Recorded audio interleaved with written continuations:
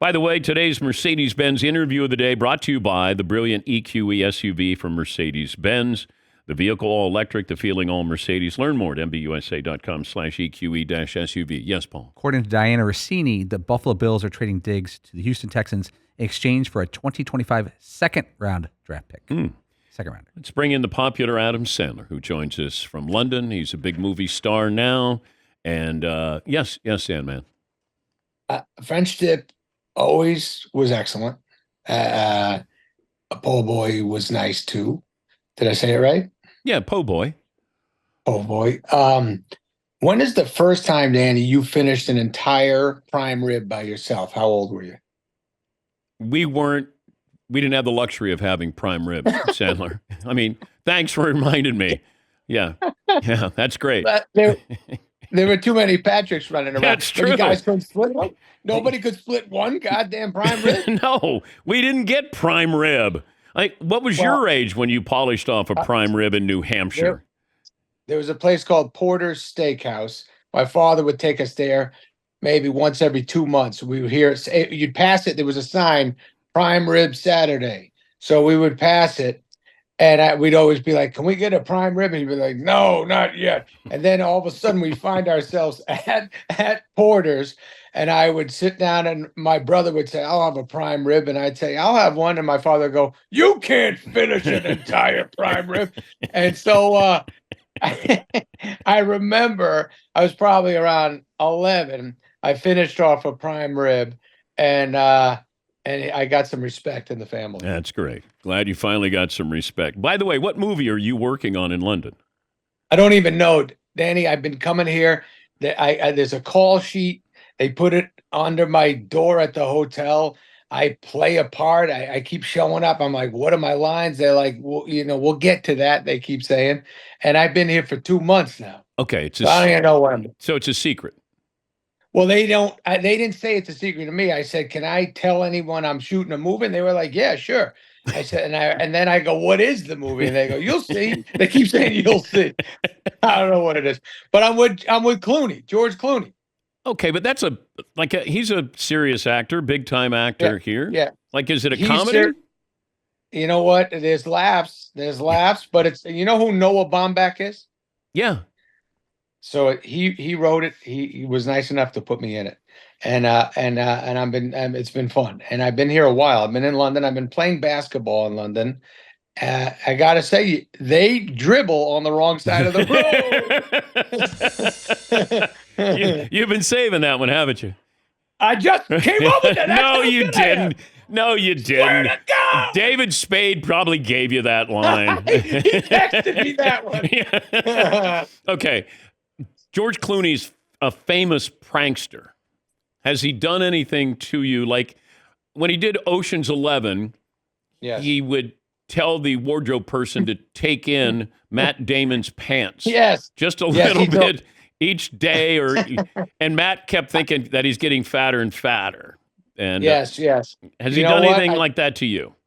I think his intentions, he thought he was going to do that to me, and I'm doing it on my own every day. He's like, you don't got to take it in. The Sandman's flopping over that goddamn belt line. Hey, fatty. Hey, Chubbs. But no, he hasn't got me with anything yet, but he's pretty damn funny, though. He told you guys know each other since you're young?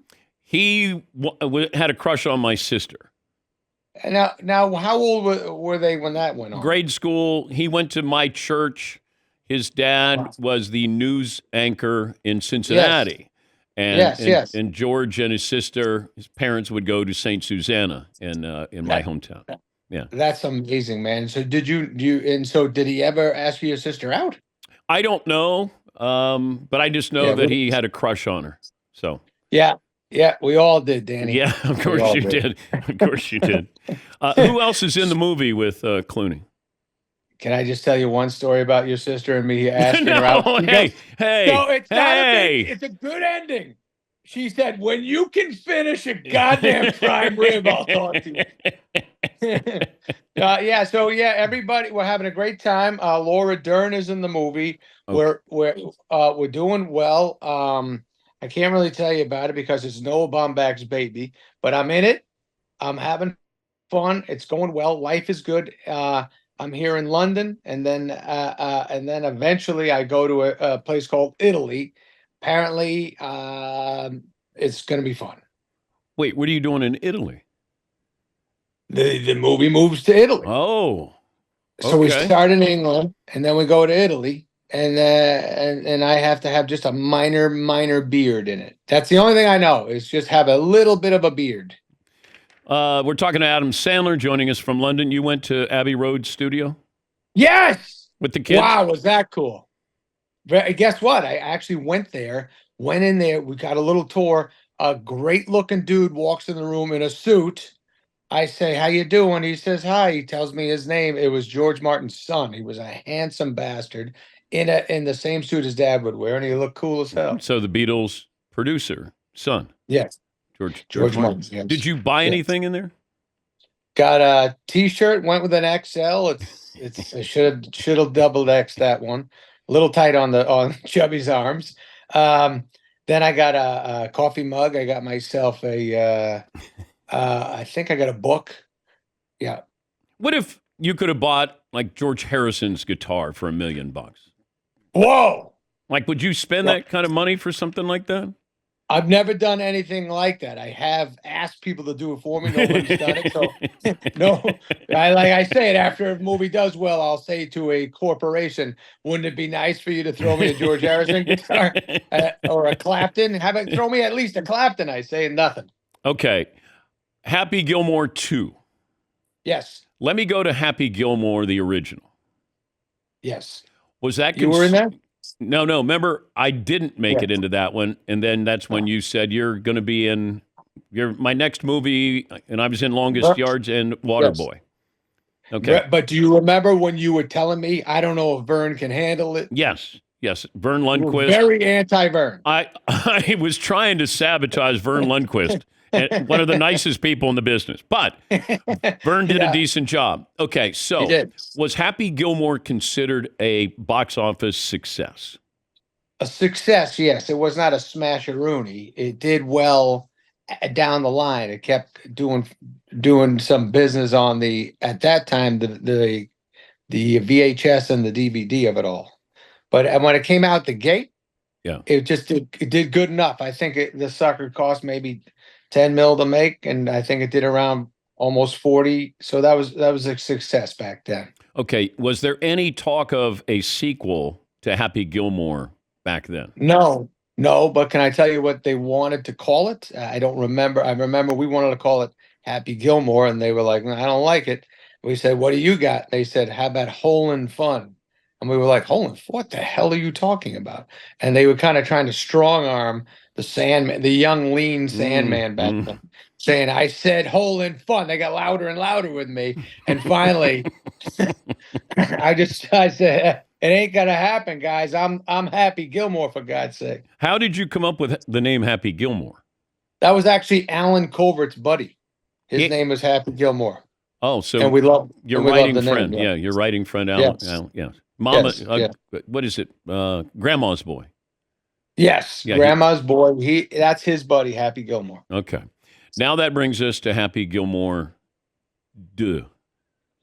Part 2. All right, picked up a little bit of steam. Shooter McGavin shot off his mouth a little bit here. Yeah, he did. He certainly did. He texted me after the fact. By the way, that thing you told me not to talk about, I talked about. That's good news. No, all I did was tell him. See, I did stand up. I did a comedy special, and a lot of my buddies came by, and Shooter was one of them. And I said, "Dude, we've been talking about a Happy 2, and we're working on some stuff." That's all I told Shooter. I said, "But don't tell anybody. Don't tell anybody." And then he he kept it mostly private. He told a couple of DJs about it. They usually are great at secrets, don't you think? Yeah. But you should have known not to trust him. Well, I was excited that Shooter was in the room with me. He didn't. I love him. You didn't like him in the movie. You couldn't trust him in the movie, and you can't trust him in real life. It all came back to me at that moment. Yeah. Okay. I was like, "That's right. He's the bad guy." Okay. Great, No. Great reaction, though. Great reaction to the possibility. Very nice, Danny. Very nice, and we're working on it. Me and Herlihy are diligently trying to make a good a reason for everyone to come to watch and have a good time. Netflix is excited about it, and so we're working on it. We got some good ideas, and you're definitely in it. We got you right now playing Danny boy, I call you. But you're not happy with that. You don't want to be. No, you. I'll do it. I'll do it. Remember, we went through this before when I Yes. said I don't I know. want to play me, and then all of a sudden I got to play Abe Lincoln. I got to play a nightclub owner. Yeah, yes, I know you got to wear some outfits, but I thought, why not come around to Danny P again, just for the people? Give it to the people. Okay. Is there a time frame for this? How does this work when you're writing a script? Well, I'm shooting this movie now, and then when I get home in a little while, I call up Hurley. We get in the room and jam and jam and jam. Now we've been jamming, and we have a million ideas already. We just got to make it a movie and make sure we're excited about people enjoying it. It's important. It's important. We love Happy Gilmore. We don't want to let anybody down. People have talked to me about this for many years. In fact, I walk down the streets of London. You been to London ever, by the way? A few times. Whoa. Well, I didn't know, Danny. But these people on the street have been saying, when is they don't say happy, they say, when is Appy coming? Appy. They don't want to hit the H. And I say it again with the H, and they just go, no. No, but it's I don't want to. We're going to work hard and make sure it's good. Bob Barker passed away, so maybe Bob passed away. Yeah, who you want to fight? You want to fight me? Yeah. Or you could have Drew Carey fight you. Yeah. Well. Yeah, I know. I mean, listen, that would be great. I would love Drew Carey to be in this movie out of respect about which we when we were writing stuff. Bob was alive. When we were writing stuff, Carl Weathers was alive. When we were writing stuff, Joe Flaherty was alive. It sucks. We love those guys. They're such a big part of the movie and just great people. And but we're gonna get them involved somehow. They'll be involved. Is there any chance that it's like Godfather 2 that was better than the original? So Happy Gilmore 2 could be better than the original. I would love that. And he said no, but just I did call Coppola. He said, and I quote, "Hell no," but I don't know. I promise you, we're gonna work very hard. Well, yes, but you got to let me know. Like, I got to clear my schedule. It's coming. Yeah, it's gonna come. We got to get the script done. Then we're gonna start shooting. And to me, we're gonna be shooting on the East Coast. You'll live near there. It'll make sense for you. You can even maybe take a car to set. Oh, okay. Or at most a train ride. Okay. I ain't getting you on a plane again. That last time you were bonkers on the plane, screaming at everybody, the flight attendant, all that damage you did. Well, you did say it was open bar, and I never closed it. Danny, whenever you have those short shorts on and you have 6 or 7 drinks in there, I go, for God's sake, cross your legs. Yeah, but then at one point you said you're my Sharon Stone, and that's how Danny is in Happy too, man. It ends with an uncrossing of the leg. Dangling participle. That's how it ends. That right there. Yes. Tell Clooney I said hello, and thanks for joining. Like, what are you doing tonight? Oh God, man. I mean, today's been nuts. I've been with the family, so basically I've been staring at them a lot. They're doing anything they want. And then I'm going to eat. Oh, and then I'm going to edit by, what's that called again? Some kind of like contraption where I can see what's going on in the editing room from London. I'm going to work on the stand-up special a little bit. I did a stand-up, so I think you might like it, Danny. It's filthy, but it's good. When does it come out? I don't know. No, I don't know. They're talking about end of the summer, but I got to finish it first, and then we can talk about it. But I'm calling you to talk about it, and I'm going to show you there's some good stuff in it. Got some very cool stuff. Great to talk. Josh Safdie directed it. Great to talk to you. I love you, Danny. I miss you, and say hi to the family and say hi to all the guys there. I will. All right. Thank you, bud. Bye. That's Adam Sandler, actor, comedian, and all-around good guy. Great news. I'd say that's green light.